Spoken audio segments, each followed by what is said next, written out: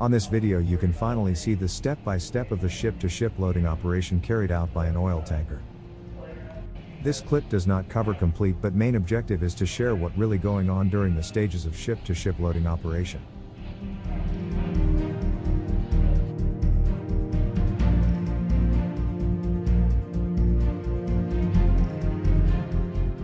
There are various requirements involved in pre-arranged activities prior carrying out this particular event, like careful planning, risk assessment, safe operation with shore-based link involved, national regulations and international rules. Adoption of general procedures but not limited to any suitability to certain situation due to specific transshipment area may varies.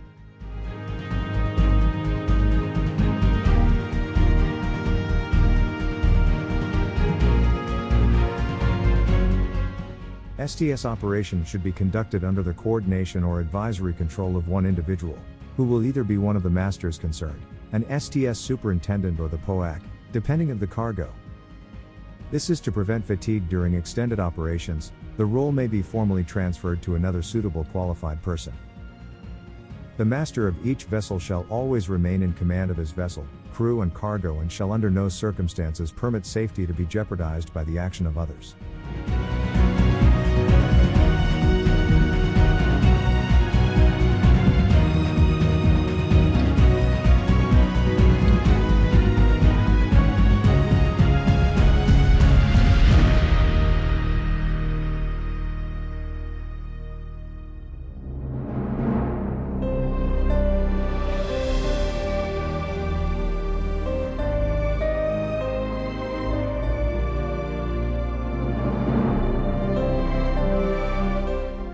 Under MARPOL Annex 1 for oil cargoes, the person in charge during STS transfer operation, which called POAC, or the person in overall advisory control, should be appointed and agreed by the administration, cargo owners, tanker operators or charterers, who is qualified to perform all operational duties relating to ship handling and cargo operations, taking into consideration the qualifications detailed in IMO manual.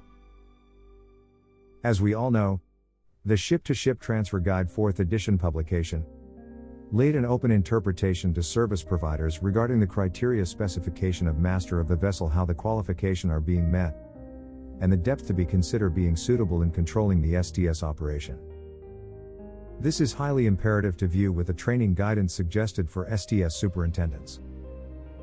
Since mostly an STS service provider is common used, the request to provide documentary evidence of qualifications, experience and medical fitness is a prerogative and privilege to be known into consideration.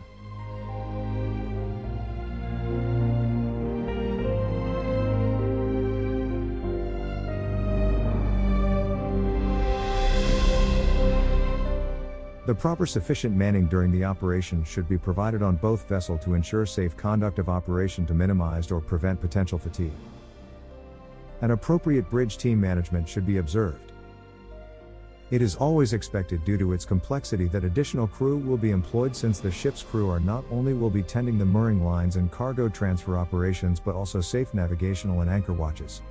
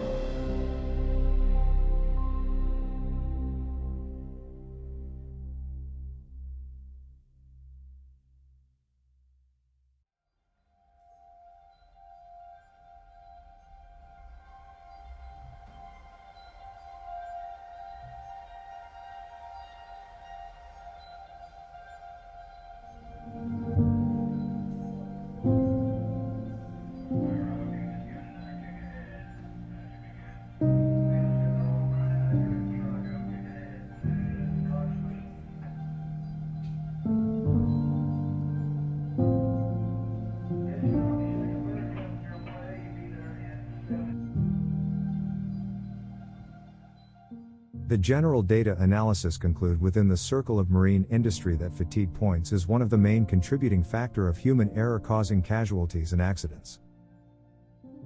Ship-to-ship, STS, Transfer operation where liquid or gaseous cargo is transferred between ships moored side by side. Such operations may take place when one ship either in anchor or alongside or both vessel are underway.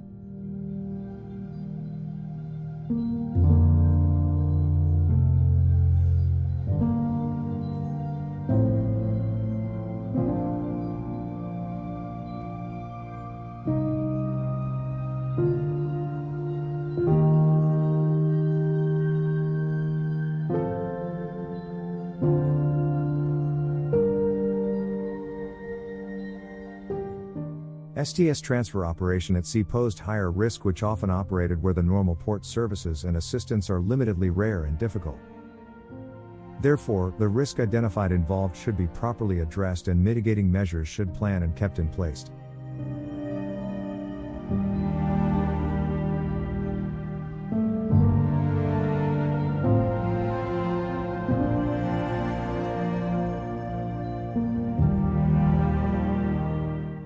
A systematic fair assessment should be made, carefully checking the risk of chosen transshipment STS operation area, with proper coordination and approval to authorities. The selection of the area should consider variables into account such as traffic density, depth of the water, safe room or anchorage. These are the start basis of studying and assessment of the risk mitigating measures that will be current updated involving the operation, upon receiving the pre-fixture notice of operation from charterer and operators.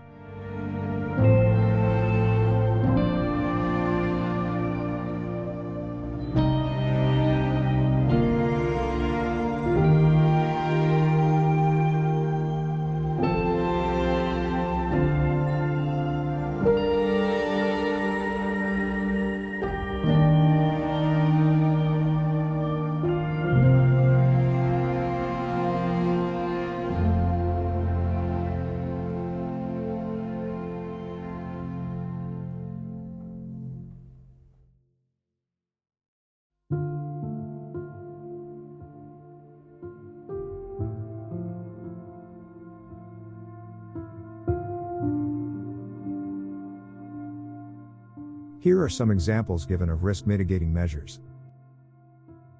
An STS superintendent which has a varied ship handling skills and well familiar locally that will be available on maneuvering the ship, responsible for operational liaising and assisting the vessel on its mooring and unmooring, including all maneuverings.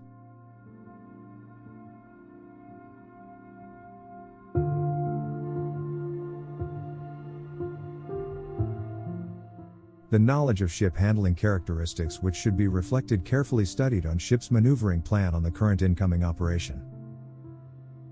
The bridge team experience and competency should be evaluated accordingly and have specific training as necessary for the incoming operation as well.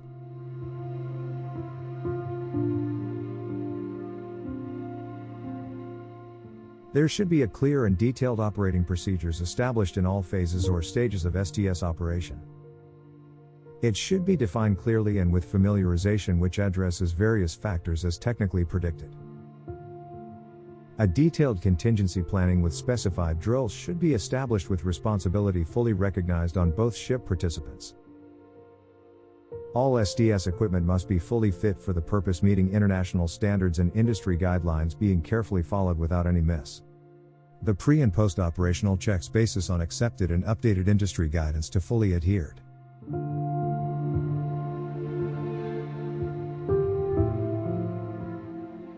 The life cycle replacement policy had been established basis on technical know-how and operational experience with the guidance basis manufacturer's recommendations. The safety of overfill alarms and filling valve shutdown, which must be fully operational at all times, calibrated and can work effectively, ready anytime as appropriate necessary. The manning resource and capability with competence are available on both participant ships to ensure safe, effective control with respect to acceptable work hours. The transshipment STS environmental operating limits must be clearly defined in all stages of the operation, following the operating procedures at all times.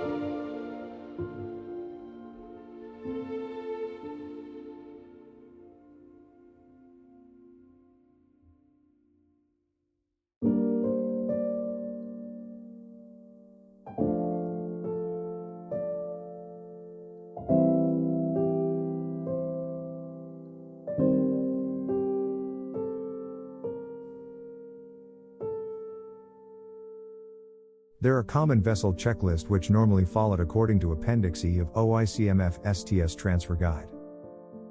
The OICMF, or the Oil Companies International Marine Forum, is a voluntary association of oil companies with a common interest in the shipment and terminal operation of crude oil and its products, including petrochemical and gas.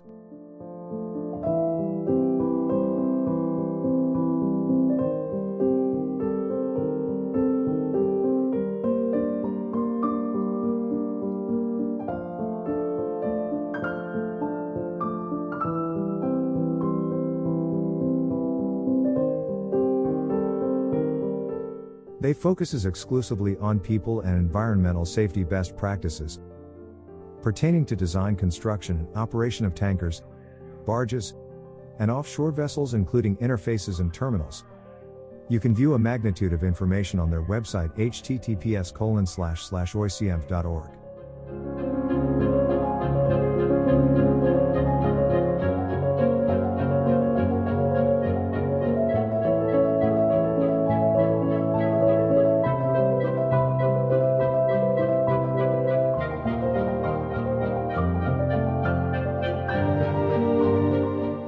Here are some examples. The first checklist is the pre-fixture information for each ship between ship operator, charterer, and organizer. The second checklist relating requirements before commencement of STS operations. The third checklist concerns the guide before run-in and mooring. The fourth pre-checklist concerns before cargo transfer. The fifth checklist before unmooring. There is also a pre-transfer checklist involving port STS cargo transfer in case carried out on that mode. A checklist of transfer involving vapor balancing transfer. A checklist for personnel transfer by crane. The list of duties of responsibilities during emergency should be properly identified and recognized by each member of vessel. And finally, the STS pre-transfer meeting should be held.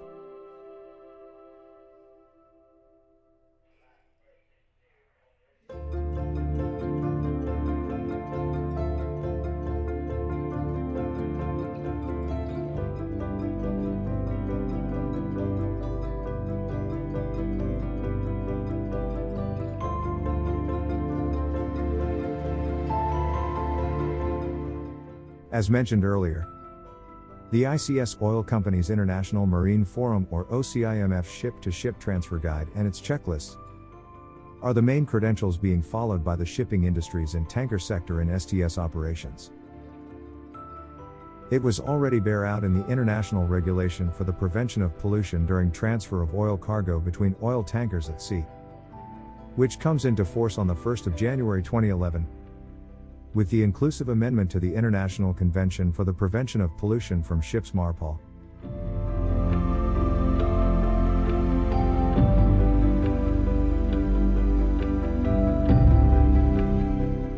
The amendment consists of the addition of new Chapter 8 to MARPOL Annex 1 and amendments to the supplement to the IOP Certificate, Form B.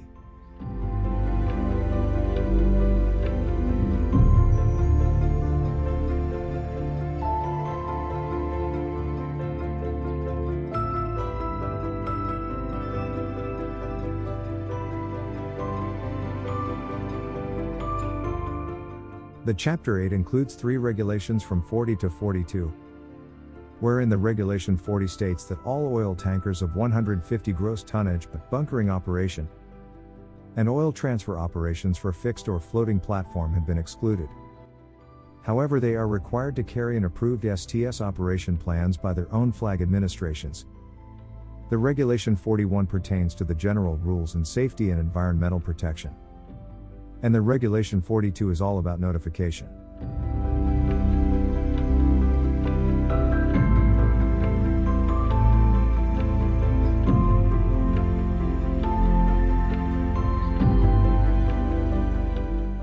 With the Chapter 8 added with Regulation 40 to 42, which is the prevention of oil pollution during transfer of oil cargo between oil tankers at sea, can be found in the Resolution MEPC.186 adopted on July 17, 2009, amendments to the Annex of the Protocol of 1978, Relating to the International Convention for the Prevention of Pollution from Ships, 1973.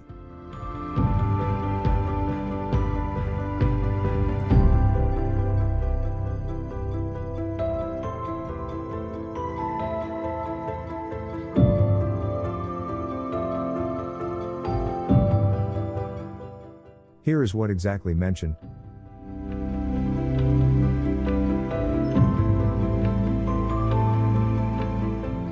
Regulation 40 explains the scope of application.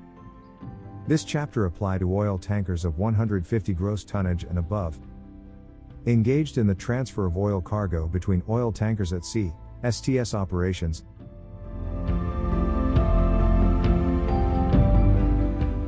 and their STS operations conducted on or after April 1, 2012.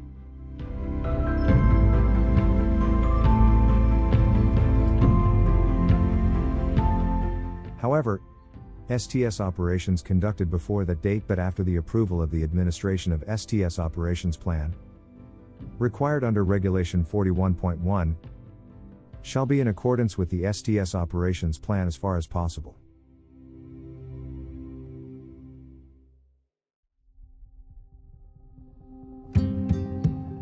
It shall not apply to oil transfer operations associated with fixed or floating platforms, including drilling rigs, floating production, storage and offloading facilities, FPSOs, used for the offshore production and storage of oil, and floating storage units FSUS, used for the offshore storage of produced oil.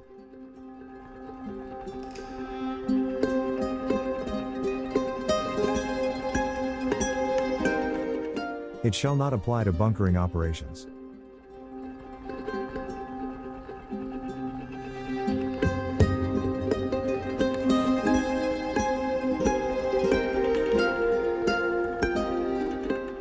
It shall not apply to STS operations necessary for the purpose of securing the safety of a ship, or saving life at sea, or for combating specific pollution incidents in order to minimize the damage from pollution.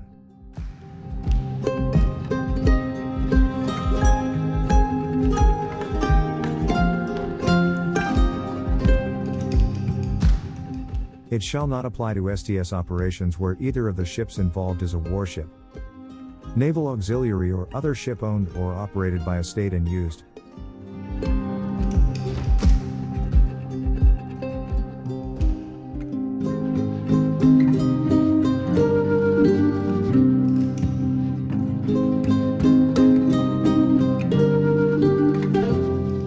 For the time being, only on government non-commercial service.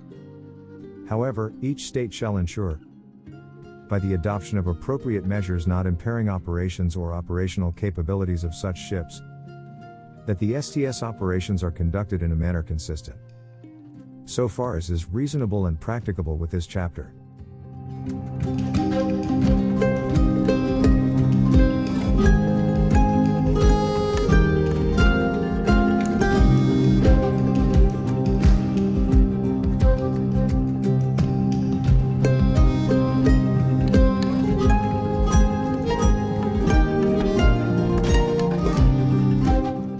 The Regulation 41 explains clearly the general rules on safety and environmental protection.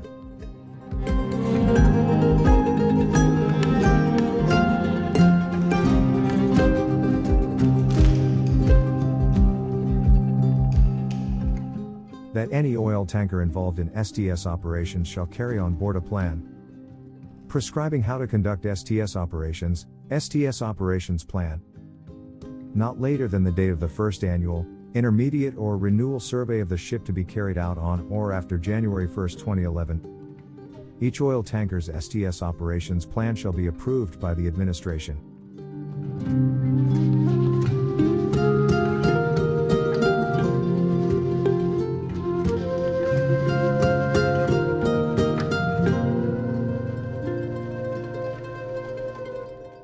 The STS operations plan shall be written in the working language of the ship. The STS operations plan shall be developed taking into account the information contained in the best practice guidelines for STS operations identified by the organization.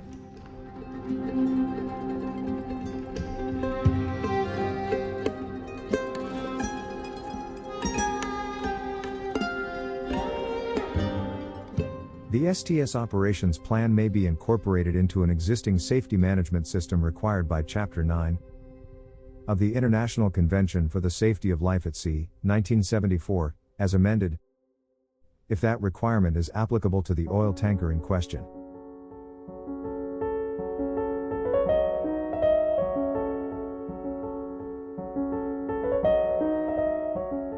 That any oil tanker subject to this chapter and engaged in STS operations shall comply with its STS operations plan. The person in overall advisory control of STS operations shall be qualified to perform all relevant duties, taking into account the qualifications contained in the best practice guidelines for STS operations identified by the organization.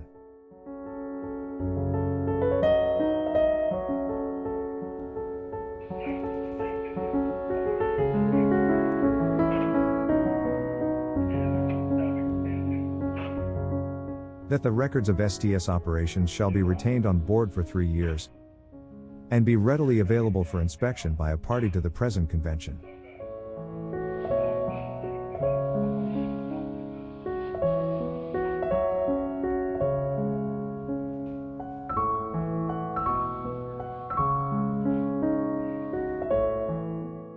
The Regulation 42 is about the notification.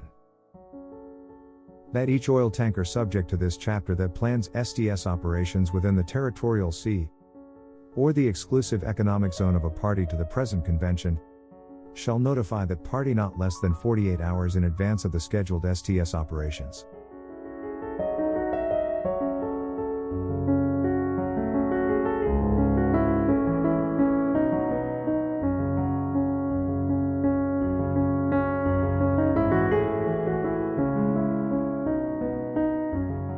Where, in an exceptional case, all of the information specified in paragraph 2 is not available not less than 48 hours in advance, the oil tanker discharging the oil cargo shall notify the party to the present convention not less than 48 hours in advance that an STS operation will occur, and the information specified in paragraph 2 shall be provided to the party at the earliest opportunity.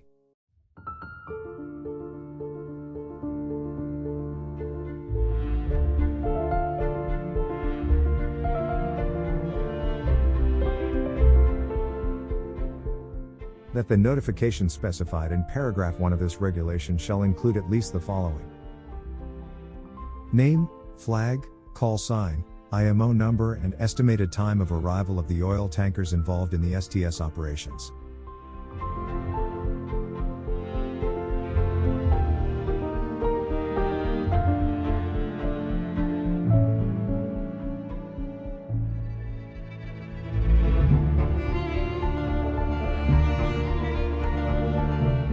Date, time and geographical location at the commencement of the planned STS operations. Whether STS operations are to be conducted at anchor or underway.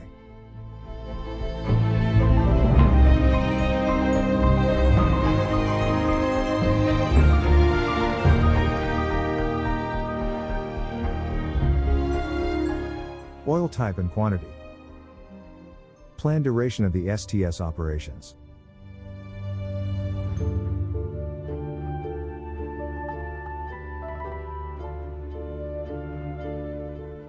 Identification of STS operations service provider or person in overall advisory control and contact information.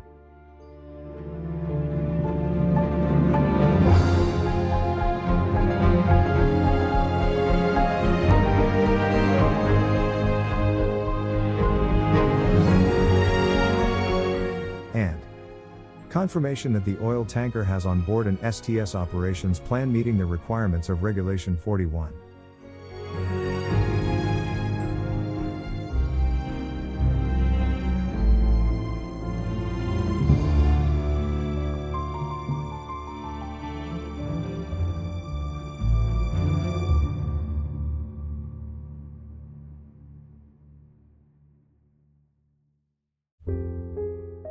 The subparagraph 3 states that if the estimated time of arrival of an oil tanker at the location or area for the STS operations changes by more than 6 hours, the master, owner or agent of that oil tanker shall provide a revised estimated time of arrival to the party to the present convention specified in paragraph 1 of this regulation.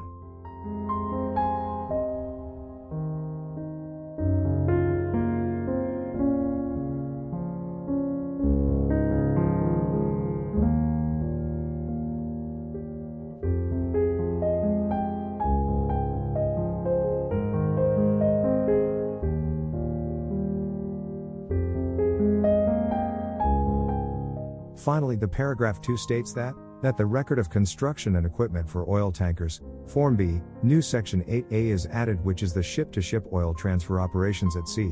Regulation 41, 8A.1. The oil tanker is provided with an STS operations plan in compliance with Regulation 41.